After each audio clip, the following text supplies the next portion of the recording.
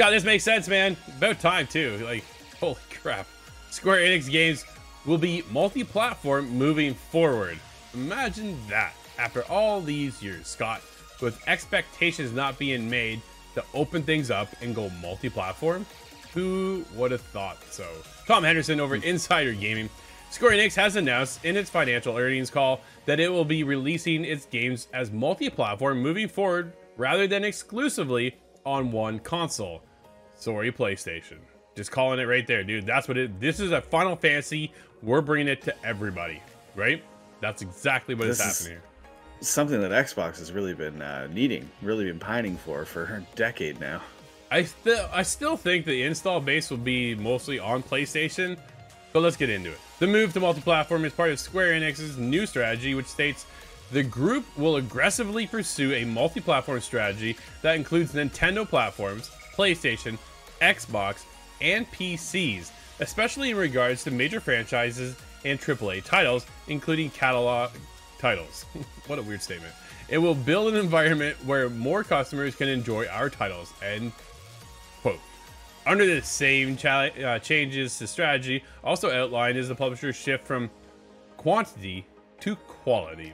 The group will pursue a shift from quantity to quality as a medium to long-term philosophy regarding the DE segment's portfolio. To that end, it will first work to establish the optimal portfolio, striking a balance between a product out approach that reflects the imaginations of its employees to the utmost and market in approach that leverages customers' voices and data to inform development efforts. It will strive for a regular launch cadence, focusing its development efforts and investments on titles with substantial potential to be loved by customers for years.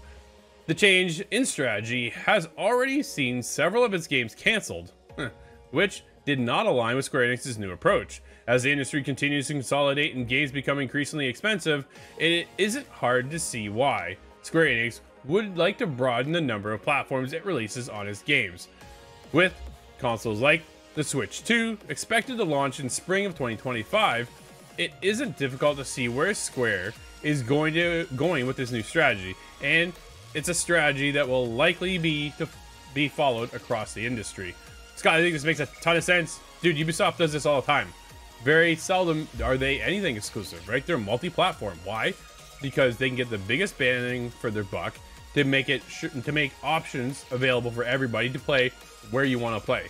We saw recently Sarah Bond come out and say the industry's gone flat, right? So if you're a platform like Xbox and the platform is flat, what does that mean for everybody else who doesn't have a platform but are making those games? Why would you go exclusive? Tendencies go because PlayStation comes in to Square and says, here, we're going to give you a bucket of money. We'll take Final Fantasy 16 as an exclusive. You can't play it anywhere else. Square's like, then Square comes back out and goes, it didn't meet expectations. Every time, right? Dude, it is every time Square puts out a game. This is what we hear from them. So now with them opening up, getting ready for the Switch 2 next year, right? Going to Xbox, more people will be able to play the next Final Fantasy 17 or whatever they get into. We already saw Final Fantasy 14 Online move over to Xbox. So there's more people playing that over there. And then moving forward is the way to go. If we are at a flat line, like Sarah says, where people aren't buying platforms, they're already in the ecosystem, right? If you already have it, you get a new console, dude, everybody influx, right? Buys the console. We're all in. But once you get there, it sounds like we plateaued. Next year's gonna be a big year, dude. Next year is a huge year. GTA 6 will take the reins, right? Absolutely. Yeah. That's gonna be a new influx right there. That's gonna steal the air out of everywhere else at the time when it drops. But when it mentions here catalog titles, do you think that means we're getting, or we could possibly get Final Fantasy 16 brought over to the Xbox or the current console? It's unclear to me if this means, you know, the Switch 2 and going forward, or if that means we're bringing these titles still to Xbox, the current console that we have right now, because there's the Final Fantasy 7 remake, there's Rebirth, there's multiple different ones you could pull over into Xbox right now and pull a lot of sales. Absolutely, and that's what they're missing, right? Because as Sarah said, everything's plateaued right now, and Square Enix is feeling that too. I'm very curious as to like what games did they cancel, what did they have in the pipeline. Yeah. I do appreciate the quantity versus quality issue coming up. They want to go for quality, not quantity. Like that should have been your goal in the first place, right? That's make a quality product. People will show up for that. You make that something more quantity versus quality.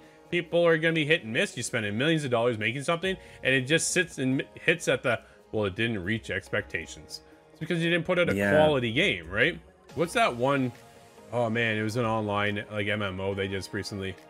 Crap, I can't remember. Was that 14's the online MMO, I think. No, it was another game. Babylon's Fall. Tanked. Oh. Dude, it tanked, right? Because it was a quantity, not a quality game. And people just didn't flourish into it, and that was the problem. So I like the idea that they're honing back a bit. Okay, let's take a look at our portfolio. Let's really invest in what we think is going to stand out, and then go multi-platform. Now Xbox users will probably get the next Final Fantasy. Will Final Fantasy 16 make its way over to Xbox? I don't know what the exclusive details are there with PlayStation. Is it a time thing, or is it a straight up, we own 16 on our platform, and that is the only place you can get it? It's interesting to me because 15 was multi-plat, and I don't recall if it actually hit expectations, if those words were used or not, because that would be the only instance of hitting expectations as far as I know. I'm thinking Square Enix has been trying to say this the whole time, and that's the wording they were able to get to the forefront is, this just doesn't meet expectations, guys, and they're winking at PlayStation going, set us free. Yeah, absolutely. They're going to open it up. 15 was a bit like, not everybody likes 15. Dude, people love 16, right? Like people love 16. It was my game of the year. I talk about it often here on the show, and I'm about to jump into the DLC finally too. Now I've had some time to be able to clear up and get into that. So I'll be talking about it again here shortly. And I can't wait to get into this discussion once again, because 16 was such a great game that those are the opportunities people on Xbox and the Switch that they're missing out on. Now with the Switch 2 coming out next year, it's gonna be a more powerful console. How much powerful? How much more is it gonna be to be able to match where we're at currently? I think will help in the long run when Square Enix is looking to branch out, right? But the Square looking to branch onto the Switch 2 tells me that it must be at least a little bit more powerful than we have now. Gotta be something there, right? If they're looking to do that, or is it cloud-based? I wonder if that's the other side of it. Will they allow them to use the cloud instead, so that way they don't have to worry about meeting the standards of that platform, getting downloaded to the console and chugging on the console? But if they pull it through the cloud, maybe they can just sacrifice it that way. I guess I shouldn't say sacrifice it, but you know what I mean, right?